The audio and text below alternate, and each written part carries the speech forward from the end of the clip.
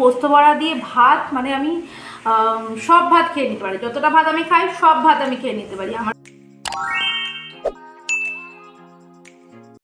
Hello everyone, good morning. ARK ফ্যামিলির নতুন একটা ব্লগে তোমাদের অনেক অনেক অনেক ওয়েলকাম জানিয়ে আজকের ব্লগটা শুরু করছি। আর তোমরা দেখতে থাকো, আর কেমন লাগলো অবশ্যই, যেটা আমরা প্রত্যেক দিন আমি বলি সেটা কমেন্ট করে অবশ্যই জানিও। তো সকালবেলা মানেই যে যথারীতি ব্রেকফাস্টের জোগাড়, আর আজকে চিন্তা করেছি একটু সিম্পল খাওয়া দাওয়া করবো, মানে ব্রেকফাস্টটা সিম্পল করব। তো যেমন ভাবনা তেমন কাজ। তো দেখো এখানে ব্রেড নিয়ে নিয়েছি, সকালবেলা রাজবাজার থেকে ব্রেড নিয়ে এসেছিলো, আসার সময় বলে দিয়েছিলাম। আর বাটার মাখিয়ে নিলাম, আর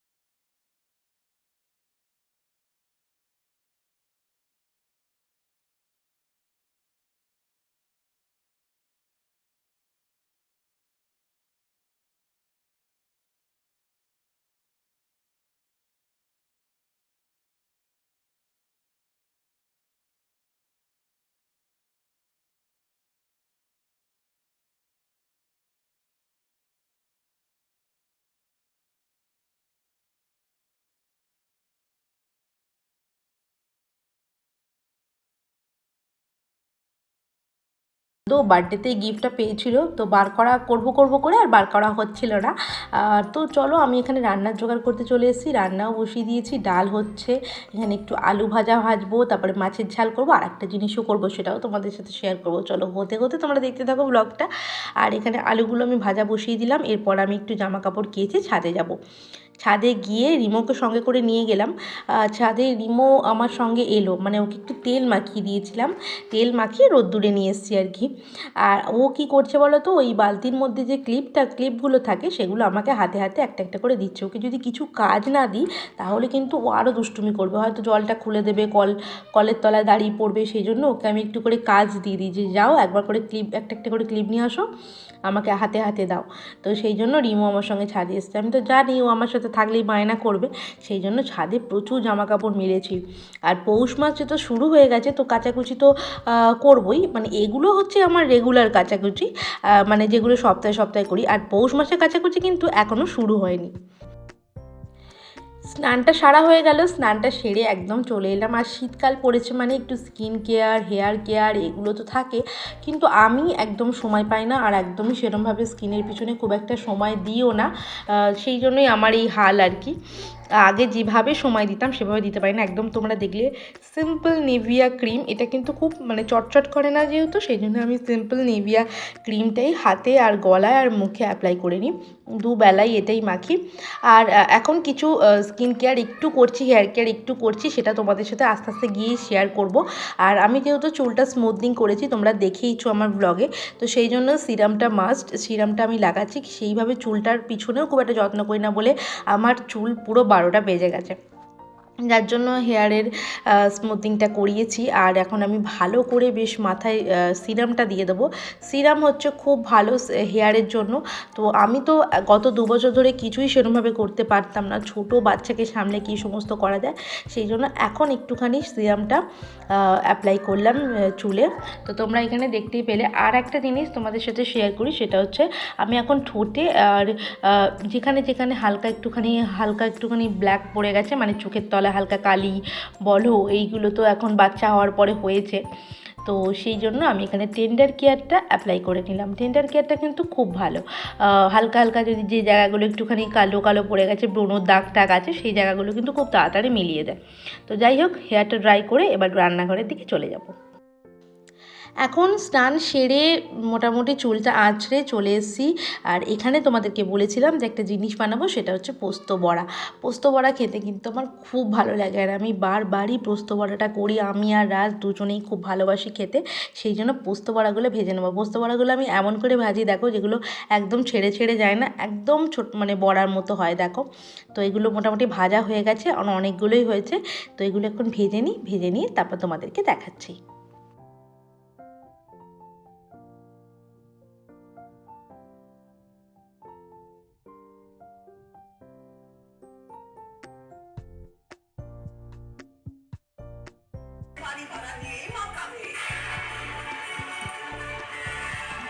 সো দাঁড়াও, সিরিয়ালটা অফ করো। সো পোস্ত বড়াটা তোমাদের দেখালাম কীরমভাবে আমি পোস্ত বড়া করি, তোমরা দেখেইছো। আর পোস্ত বড়া খেতে আমার দারুণ সুন্দর লাগে, মানে কি বলবো, গরম ভাতে শুধু পোস্ত বড়া দিয়ে ভাত, মানে আমি সব ভাত খেয়ে নিতে পারি। যতটা ভাত আমি খাই সব ভাত আমি খেয়ে নিতে পারি, আমার আর অন্য কিছুই দরকার পড়ে না। আমার এতটাই ফেভারিট পোস্ত বড়া, আর রাজেরও ঠিক ততটাই ফেভারিট। তোমাদের ভালো লাগে কিনা অবশ্যই কমেন্ট করে জানিও। তো চলো, আমার পোস্ত বড়া কিন্তু অনেক রেডি, আর এখন রিমোও কিন্তু পোস্ত বড়া একটু খাবে আমাদের সঙ্গে। দুপুরে খাওয়া দাওয়ার পর একটু বিশ্রাম নিচ্ছিলাম। সারাদিন কাজ করে ভীষণ ক্লান্ত হয়ে যায়, মানে একটু বিশ্রাম না নিলে না হয় না। রিমো একটু শুয়েছিল, ঘুমোচ্ছিল, আর আমরা একটু বসে গল্প করছিলাম। আর ছাদে একটু এসে দেখছি সানসেট হচ্ছে। আর এখন তো খুব তাড়াতাড়ি সূর্য চলে যায়, ডুবে যায় আর কি। আর জামা কাপড়গুলো তুলতে এসছে, রিমো আমাদের সঙ্গে ছাদে এসছে, খেলা করছে। ও ছাদে আসতে ভীষণ ভালোবাসে। আর ঘরে একটুখানি ধুনো দিয়ে এসছি। ঘরে ধুনো দিলে না আমার খুব ভালো লাগে, মানে ধুনোর সাথে একটুখানি কর্পূর মিক্স করে দিলে দেখবে মশাও থাকে না ঘরে, একটা খুব সুন্দর স্মেলও আসে, আর খুব ভালো লাগে।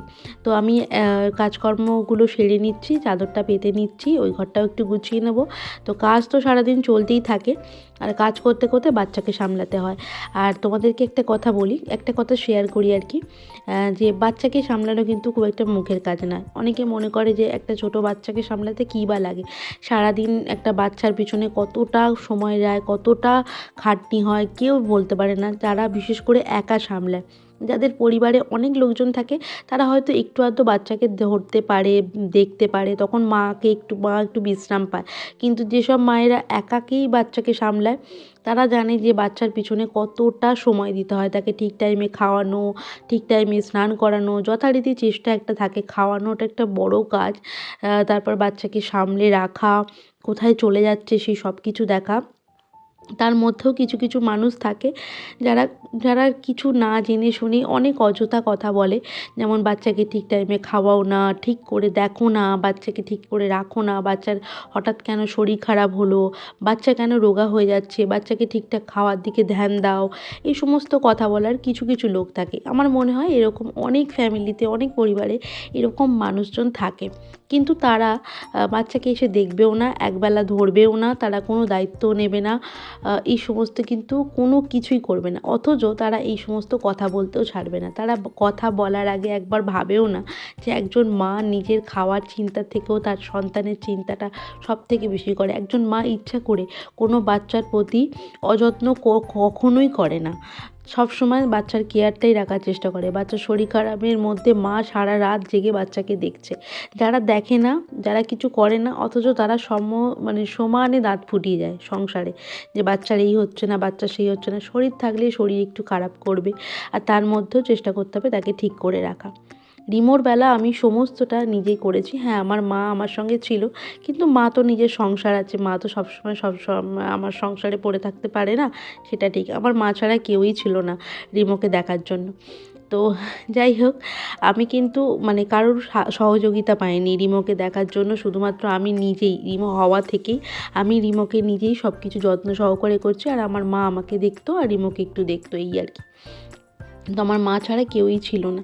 তো সেই জন্যই আমি একটা কথা সবার উদ্দেশ্যে বলতে চাই, যে মা কিন্তু কখনোই সন্তানকে অযত্ন করে না। আর রিমোকে আমি যথেষ্ট ঠিকঠাক করেই রাখি, ঠিকঠাক করেই খাওয়ানোর চেষ্টা করি। হ্যাঁ, একটা বাচ্চা কিন্তু খুব হেলদি মানেই সে খুব ঠিকঠাক, এরকম কোনো ধারণা রাখার কোনো নেই।